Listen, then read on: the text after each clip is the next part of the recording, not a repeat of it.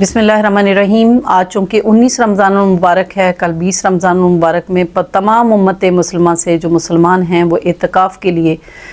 कल अल्लाह की बारगाह में हाज़िर होने वाले हैं। तो मैंने सोचा कि आज का हम जो लेक्चर है वो इत्तिकाफ़ के ऊपर कर लें। मुख्तसरन मैं इत्तिकाफ़ बताऊंगी कि क्या है। इत्तिकाफ़ असल में अल्लाह की बारगाह में रजू इल्लाह का दूसरा नाम है। अल्लाह की बारगाह में अपने आप को पेश कर देना, सारी दुनिया की मसरूफियात तज करके अल्लाह की बारगाह में हाज़िर होना इत्तिकाफ़ कहलाता है। और पिछली उम्मतों में भी इसका कॉन्सेप्ट था। कुरान में अल्लाह रब्बुल इज़्ज़त जहाँ पे हज़रत इब्राहीम और इस्माईल अलैहिस्सलाम को हिदायत फरमा रहा है, अंताहिरा बैती लित्ताइफीन वल आकिफीन व रुक्का सुजूद, तो ये आकिफीन का लफ्ज़ हमें बता रहा है कि पहली उम्मतों में भी इत्तिकाफ़ होता था और उसकी बेशतर मिसालें मौजूद हैं इन तारीख़ में। तो आप सल्लल्लाहु अलैहि वसल्लम का जो मक्की दौर था उसमें तो आप जानते हैं कि वो मसाइब का दौर था, वो जुल्म का दौर था, वो बर्बरियत का दौर था। जब से आप मदीना पाक तशरीफ़ ले गए तो वहाँ से एक ऐसे दौर की आगाज़ हुई, रियासत मदीना की बुनियाद रखी गई और मस्जिद नबी का जब क़याम अमल में आया तो आपने अपनी हयात तैयबा के उसके बाद के जो साल थे कमो बेश 8 साल इत्तिकाफ़ किया और आप हर साल रमज़ान मुबारक में आखिरी 10 दिनों में इत्तिकाफ़ फरमाया करते थे और सहाबा किराम को इसकी नसीहत फरमाया करते थे। ये जो इत्तिकाफ़ की शरई हैसियत है वो सुन्नत मुअक्कदा किफ़ाया है। सुन्नत तो आप सल्लल्लाहु अलैहि वसल्लम का अमल है और सुन्नत दो तरह की होती है, एक मुअक्कदा और एक गैर मुअक्कदा। मुअक्कदा सुन्नत से मुराद है ताकीद शुदा सुन्नत,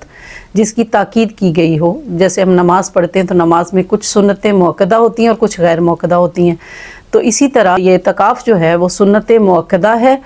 यानी ताकीद शुदा सुन्नत है। और ताकीद शुदा जो सुन्नतें होती हैं, जो सुन्नत मुअक्कदा होती हैं, उनके छोड़ने पे गुनाह होता है। किफ़ाया है, यानी बस्ती में से अगर एक शख्स भी इत्तिकाफ़ कर लेगा तो वो सब की तरफ से इत्तिकाफ़ हो जाएगा। जैसे जनाज़ा फ़र्ज़ किफ़ाया है, यानी बस्ती के कुछ लोगों ने अगर जनाज़ा अदा कर लिया तो वो जनाज़ा सब की तरफ से अदा हो जाएगा। और अगर कोई भी उस बस्ती में से नहीं इत्तिकाफ़ नहीं बैठेगा तो सब गुनाहगार होंगे। तो सुन्नत मुअक्कदा अल किफ़ाया का मतलब ये है। अब नबी पाक सल्लल्लाहु अलैहि वसल्लम का जो मामूल था और जो मकसद था इत्तिकाफ़ करने का, वो बहुत सारे मकासद हैं, मगर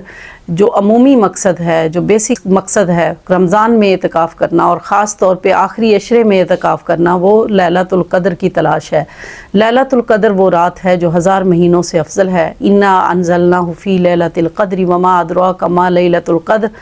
लैलतुल क़द्र खैरुम मिन अल्फ़ि शहर, यानी 1000 महीनों से बेहतर है। तनज़्ज़लुल मलाइकतु वर्रूह, इसमें फ़रिश्ते नाजिल होते हैं और रूहुल अमीन भी नाजिल होते हैं। और ये सुबह तक मतलअल फ़जर तक ये जो है सलामती की रात है, दुआओं की कबूलियत की रात है। और इस रात की तलाश में आप सल्लल्लाहु अलैहि वसल्लम ने इत्तिकाफ़ किया। और ये रात जो है ये रमज़ान मुबारक के आखिरी अशरे की 10 रातों में से जो ताक रातें हैं उनमें से एक है, यानी सिर्फ़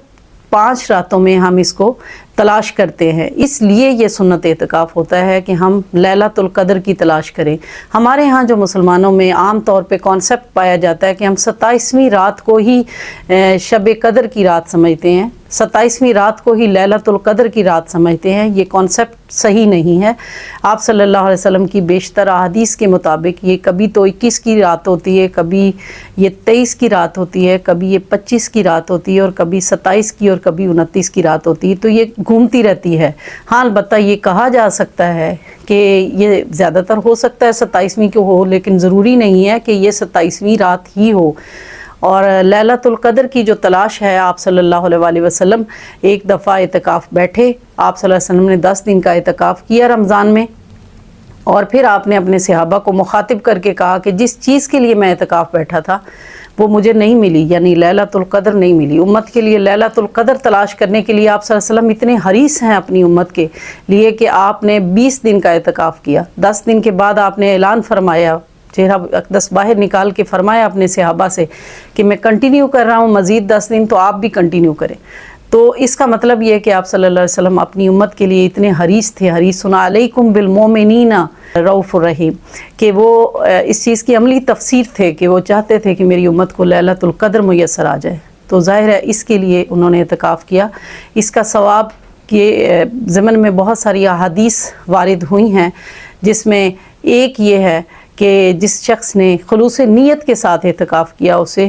2 حج اور 2 عمرے کا ثواب ملے گا۔ تو یہ کتنا آسان ہے اور کتنا یو کین سے کہ کتنا یعنی مفت کا سودا ہے کہ اگر ہم خلوص نیت سے رمضان کی آخری 10 راتوں میں اعتکاف کر لیں تو ہمیں اتنا اجر اور ثواب ملے گا۔ اور اجر و ثواب کے علاوہ ہم جب اللہ کی بارگاہ میں حاضر ہوتے ہیں، اللہ کی بارگاہ میں چلے جاتے ہیں، سب کچھ دنیا کا معاملات کو چھوڑ کر رجوع اللہ کرتے ہیں، تو اللہ تعالیٰ فرماتا ہے کہ اے بندے تو اگر 1 قدم میری طرف چل کے آتا ہے تو میں 10 قدم تیری طرف چل کے آتا ہوں۔ تو کیا خوش نصیبی ہے ان معتکفین کے لیے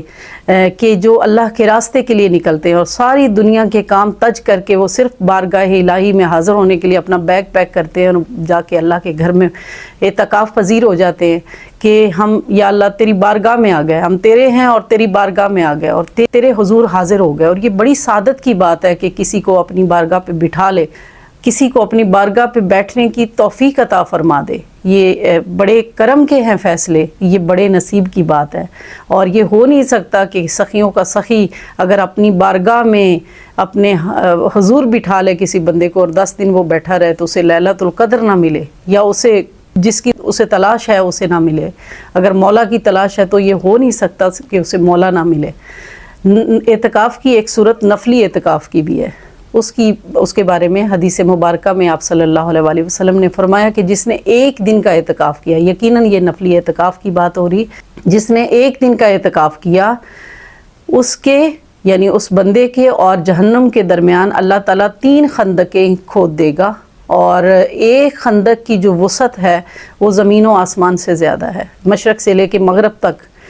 سے زیادہ کی وسعت ہے۔ تو آپ اندازہ کر سکتے ہیں کہ نفلی اعتکاف کا کتنا ثواب ہے۔ آپ اپنے مصروفیات زندگی میں سے اگر 10 دن نہیں نکال سکتے تو اس کی بارگاہ میں صرف 1 دن نکال لیں، اس کی بارگاہ میں 27ویں سے اعتکاف بیٹھ جائیں، اس کی بارگاہ میں اگر 1 گھنٹے کا بھی وقت نکال لیں تو وہ اعتکاف قبول ہو جاتا ہے۔ اگر ہم مسجد میں داخل ہوتے ہیں تو اعتکاف کی نیت اگر ہم کر لیتے ہیں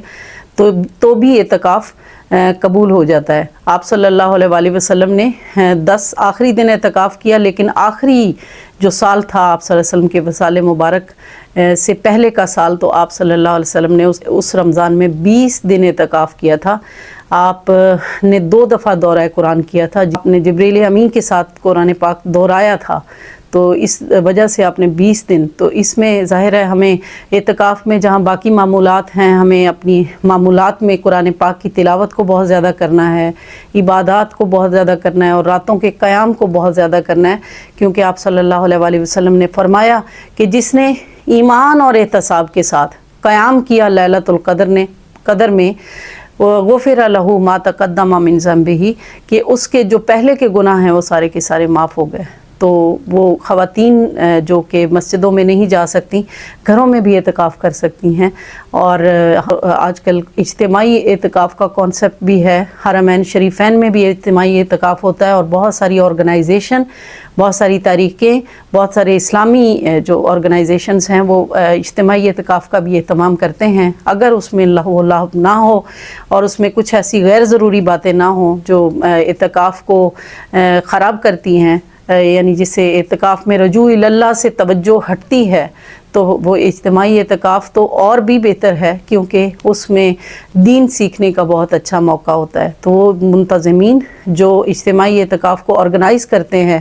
ان سے بھی میری ریکویسٹ ہے کہ ماحول کو اس طرح رکھا جائے کہ اللہ والا ماحول ہو، رجوع اللہ کا ماحول ہے، رجوع القرآن کا ماحول بنایا جائے، اور لوگوں کو دین سکھانے کا بھی ہمیں چونکہ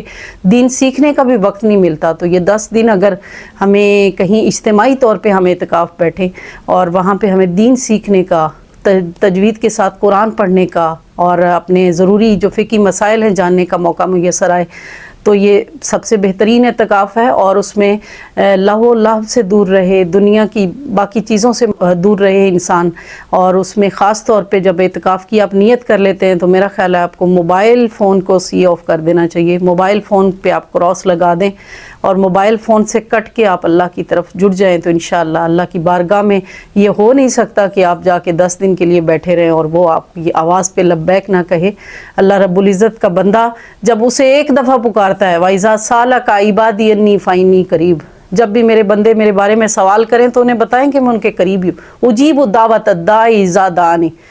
تو وہ ہر پکار کرنے والے کی پکار سنتا ہے۔ یہ ہو نہیں سکتا کہ 10 دن بندہ ہے مومن اس کو پکارتا رہے اور اس کو جواب نہ دے۔ یہ ہو نہیں سکتا کہ وہ 10 دن آپ کو اپنی دہلیز پہ بٹھا لے اور آپ کو اس کا اجر دیے بغیر لوٹا دے۔ یہ ہو نہیں سکتا کہ 10 دن جو رمضان کا آخری عشرہ ہے آپ نے راتوں کو قیام کیا اور آپ کو لیلۃ القدر کی وہ ساتیں میسر نہ ہوں اور آپ کو وہ برکتیں نہ ہوں،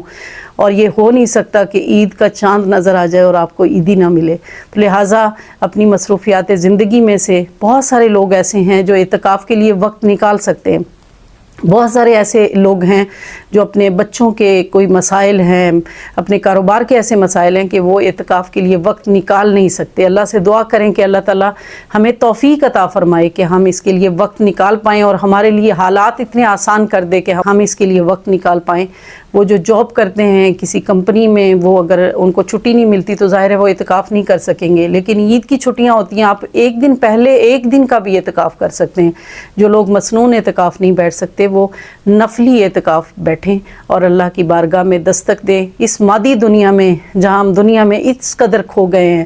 کہ ہمیں اللہ کی طرف ہمارا رجوع کم ہو گیا ہے، قرآن کی طرف رجوع کم ہو گیا۔ ایک تو دورہ قرآن کریں، اگر قرآن پورے رمضان کے مہینے میں ہم نہیں پڑھ سکے تو دن رات 10 دنوں میں اس کی بارگاہ میں حاضر رہیں، ایک دن میں کافی قرآن پاک پڑھ کے تو دورہ قرآن مکمل کریں گے۔ آپ صلی اللہ علیہ وسلم کی سنت بھی ہے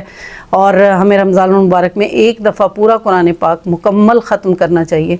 اللہ سے دعا ہے کہ اللہ تعالیٰ ہم سب کو اپنی دہلیز پہ حاضر ہونے کی توفیق عطا فرمائے، اور جن لوگوں کو اللہ نے حاضر کیا ہے ان کے صدقے میں ہماری دعائیں بھی قبول فرمائے، اور ہمیں اگر اس نے حاضر کر لیا ہے تو ہماری قبولیت اس کے در میں اتنی زیادہ ہو جائے کہ ہم اس کے مقبول اور محبوب ترین بندے بن جائیں۔ اس سے ہمیں اعتکاف سے سیدہ مریم کی مجھے یاد آ گئی جو مسجد حرام میں اعتکاف کیا۔ انہوں نے وہ مسجد حرام میں رہتی تھیں، اپنے حجرے میں رہتی تھیں، اور حضرت زکریا علیہ السلام کی زیر کفالت تھیں، اور زکریا علیہ السلام باہر سے لوک کر کے جاتے تھے، جب آتے تو بے موسم کے پھل، یعنی اعتکاف کا ایک صلہ یہ بھی ملتا ہے اس کی بارگاہ میں یکجا ہونے کا، اس کی بارگاہ میں حاضر ہونے کا، اس کی بارگاہ میں ہر وقت اپنی توجہ اس کی طرف رکھنے کا ایک صلہ یہ بھی ملا کہ بے موسم کے پھل مریم کو عطا کرتا تھا اللہ تعالیٰ۔ اور جب زکریا علیہ السلام واپس آتے دیکھتے کہ بے موسم کے پھل، مریم یہ پھل، یا مریم انا لک ھذا، قرآن کے الفاظ ہیں، مریم یہ کہاں سے آئے؟ تو وہ فرماتی کہ ھذا من عند اللہ، ان اللہ یرزق من یشاء بغیر حساب، یہ اللہ کی طرف سے ہے، جو اللہ کے ہو کے بیٹھتے ہیں پھر اللہ ان کو بے موسم کے پھل عطا فرماتا ہے۔ ہنالک دعا زکریا ربہ، تو اس ولی جو اللہ کی ولیہ تھیں، اعتکاف میں بیٹھی تھی، اللہ کی بارگاہ میں حاضر تھی، ان کو وسیلہ دے کے پیغمبر دعا کر رہا ہے۔ تو ہنالک دعا زکریا ربہ کے الفاظ بتا رہے ہیں کہ اسی مریم کے مصلی کے پاس کھڑے ہو کے زکریا علیہ السلام نے دعا کی تھی کہ اے اللہ تو مریم کو اگر بے موسم کے پھل عطا کر سکتا ہے تو میری اگر عمر زیادہ ہوگی تو کیا تو مجھے بے موسم کی اولاد نہیں دے سکتا؟ تو اللہ نے اسی وقت ان کی دعا قبول فرمائی۔ تو جو معتکفین ہیں ان کی فضیلت یہ بھی ہے، قرآن نے بتائی ہے کہ وہ ان کے پاس کھڑے ہونے سے بھی دعائیں قبول ہوتی ہیں۔ جو اعتکاف کی جگہ ہوتی ہے اس میں بھی اگر ہم ان کے پاس بھی کھڑے ہوتے ہیں، اعتکاف کی جگہ پہ بھی باعث برکت ہوتی ہے ہمارے لیے۔ تو اللہ تعالیٰ ہم سب کو توفیق عطا فرمائے کہ ہم اس کے شکر گزار بندے بن جائیں اور اس کے اطاعت گزار بندے بن جائیں، اور اس میٹیریلسٹک دور میں اس کی طرف ہمارا رجوع ہو جائے۔ وما علیہ الا البلاغ۔